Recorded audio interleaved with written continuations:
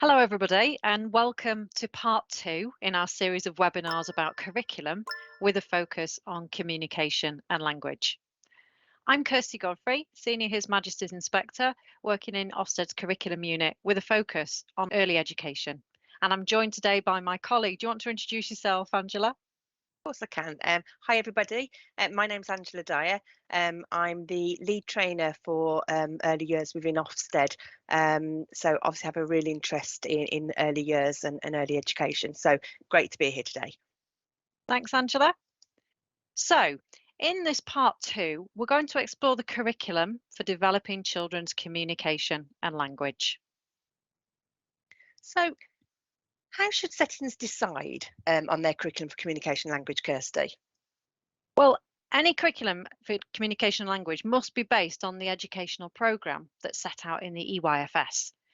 But of course, that educational programme is brief. It's up to settings and schools to really decide on the detail. But the communication and language curriculum is crucial, whatever a child's age in early years, because it makes sure that they get their vocabulary and the concepts that help them describe their thoughts and feelings and be able to understand the world around them and be able to communicate with their peers. But it's also helpful for the future. It provides the preparation for when children more formally learn to read and write in reception onwards, because it gives them the knowledge of words so that they'll understand what they read once they can read for themselves. And it gives them the ability to compose sentences, first orally, but eventually in writing. And that's why, as we can see on the slide, the revised EYFS states that development of children's spoken language underpins all 7 areas of learning. And a well-considered early years curriculum can make up then for any weaknesses that exist in children's language acquisition on entry. Absolutely. And it's also really worth remembering, isn't it, Kirsty, that the early learning goals are not the same as the curriculum. They're not the same as the educational programs. And it's because if we were to only ever teach children what was in the early learning goals, we'd be really narrowing the curriculum. Really worth mentioning. Thanks for that, Angela. So what are the main themes then in the educational programme for communication and language? Well, we've provided a shortened version here on the slide, and it starts with those back and forth interactions from a really early age that form the foundation for language and cognitive development. The number and the quality of conversations that children have with adults and peers is crucial. Staff build children's vocabulary by commenting on what children are interested in or doing, and then echoing back what they say with new vocabulary added. And reading regularly to children and engaging them actively in stories and non-fiction and rhymes and poems, and then providing them with extensive opportunities to use and embed new words in a range of contexts gives children the opportunity to thrive. And that last bullet there, that's sometimes the one that we find is given the least attention, especially when there's that rush to want to get children reading and writing. But it's really important that children get enough opportunity to use new vocabulary and language structures in their spoken language. That's what will help them to secure their knowledge and use that language with ease.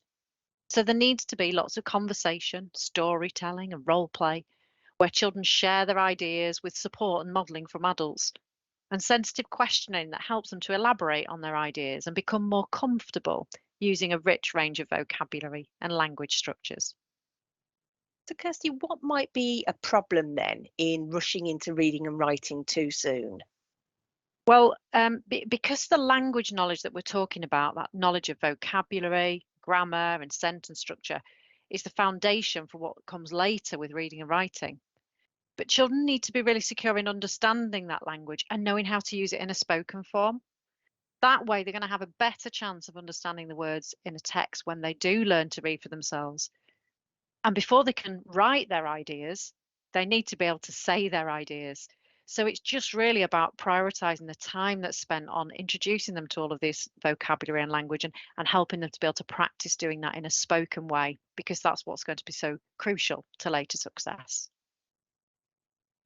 So, we're going to watch a film now, and we're going to be able to see some young children in a small group activity in a nursery. I think it's worth highlighting that this film isn't intended to be an illustration of best practice. or what we want to see. It's just an example of how one setting has chosen to deliver part of its curriculum for communication and language. Now, you might want to pause the recording after watching so that you can consider how the adults have promoted children's communication and language. Oh, Zaini. Hello. Where's Zane's nose gone? Should we cover our nose? I can see you. Hello. Hello. You're covering your hair. And we put it on top of our head. Can you put it on top? And then Lyra take it. Oh. Peekaboo. Yay. There you are. There you are. Well done. Can you see Lauren? Uh-oh, where's Zane? Oh, you come with Lauren. Well done. Oh, you want the yellow one? Yes. Your hair's gone. Where's your hair gone? There it is. Yay. Otis' turn. Ready? Where's Otis gone? There he is. Yay. Lyra's got it, yes. It's Lyra's feet. Gone, gone, gone. Well done. Where's Zane gone? Peekaboo. Uh-oh. Yay. Oh, McDonald. Wonderful, I got that. Well done. You want us to sing Oh McDonald's again? Okay, yes, okay. We're going to sing it one more time. Oh McDonald had a farm, E-I-E-I-O. And on the farm he had a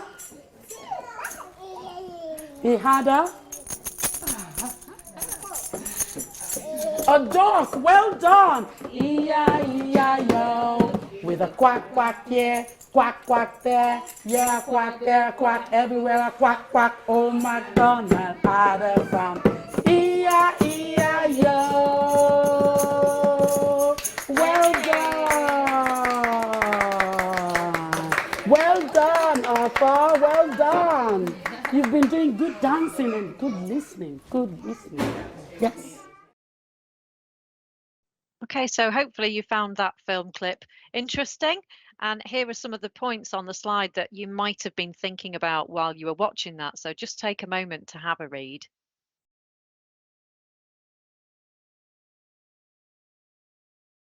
Okay, now we're going to share with you a shortened version of the educational programme for communication and language. We looked at it in brief in a previous slide, but when we think about it in its most simple form, then there are two clear aims that that educational programme has.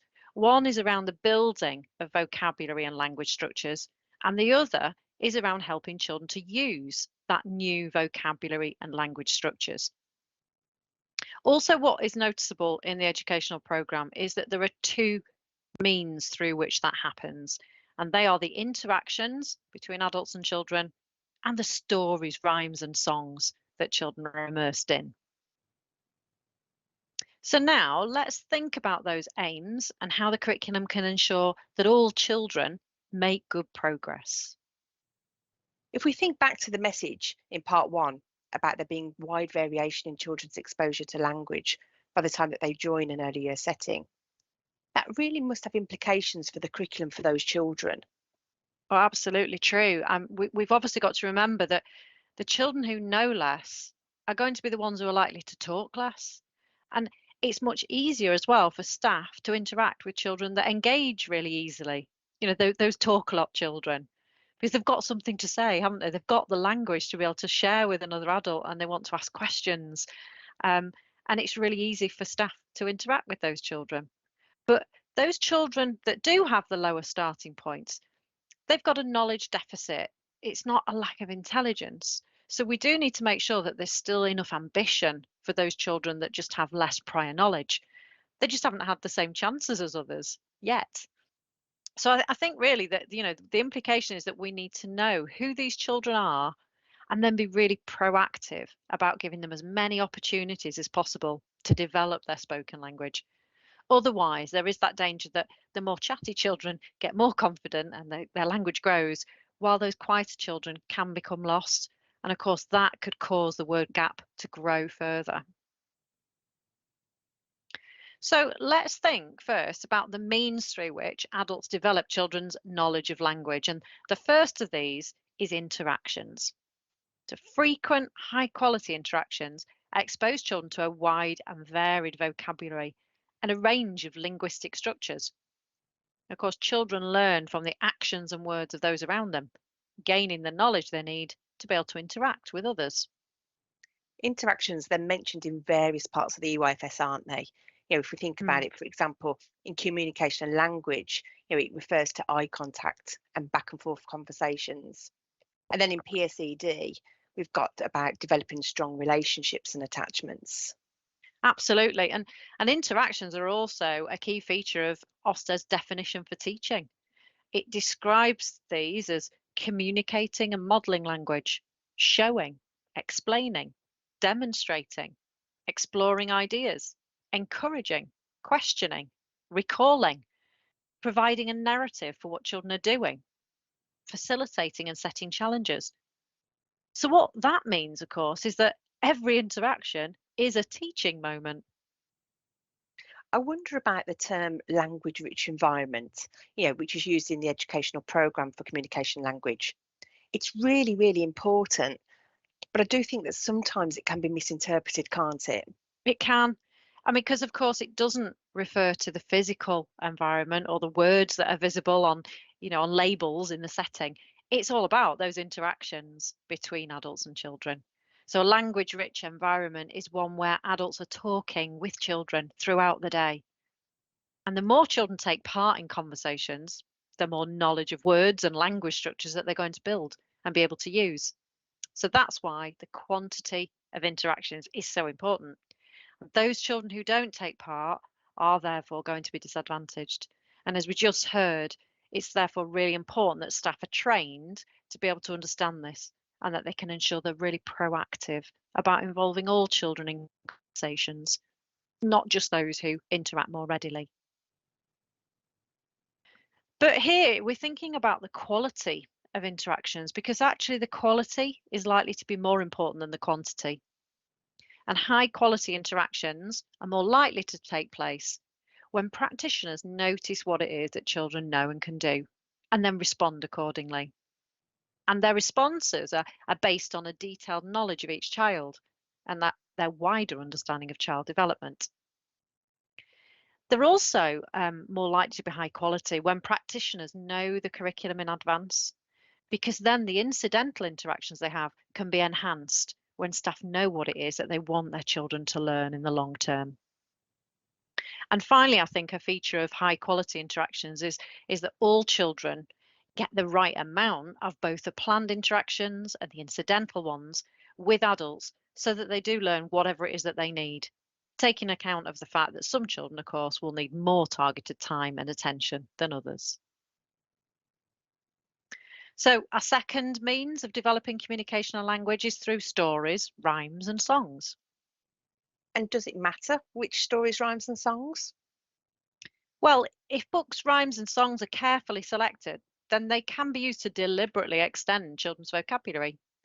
And stories and non-fiction texts are a really powerful way of introducing language from other areas of learning, especially when you want children to learn about something that they haven't seen for themselves firsthand. So books are a really good way of taking them to that place, learning about that other world. And also vocabulary encountered in stories can be up to 10 times more diverse than the vocabulary they would use in everyday conversation. So it's a really effective way to provide children with exposure to rich language. And that's going to be even more important, isn't it, for those children who don't experience shared reading at home. Some recent research from the National Literacy Trust found that over 18.5% of children surveyed didn't even have books at home. I know. And one of the things that help children to learn the vocabulary and concepts encountered in stories, songs and rhymes is that repetition and familiarity. So they need those same stories and songs over and over again.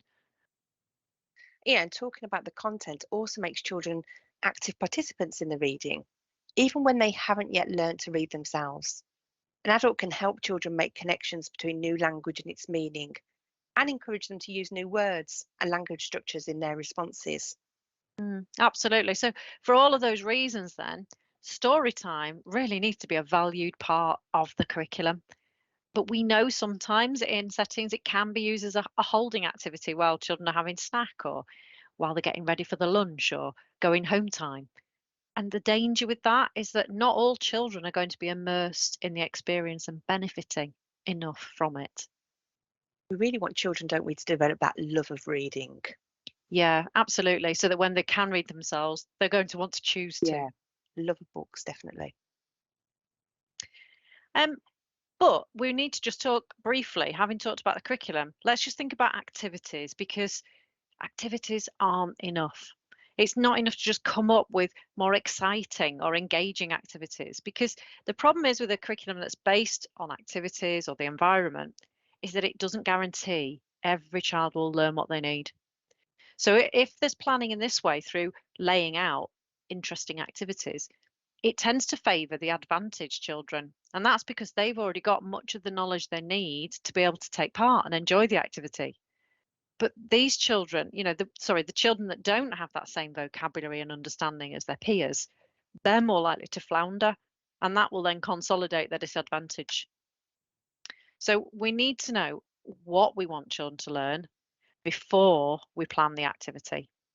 So we always need to think curriculum first, then pedagogy, because it's only when we know what it is that we want all children to learn that we can decide what's the best way for them to learn that knowledge. We know curriculum and pedagogy can sometimes become a bit confused.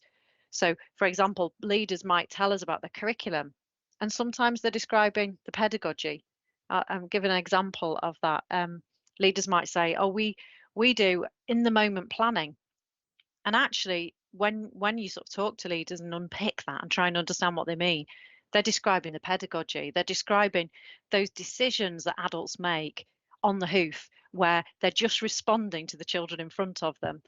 But actually, of course, you've got to have decided what your curriculum is beforehand, because that makes those interactions more useful because the staff know what it is that they're wanting the children to learn in the first place.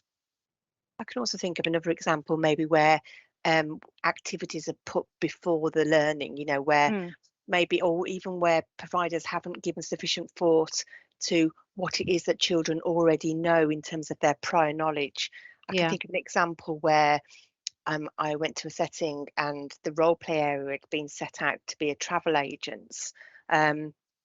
And staff hadn't really given thought as to, firstly, what children's prior knowledge was, but then also about why this, why now, why these children, and what was it that they were wanting their children to learn from this.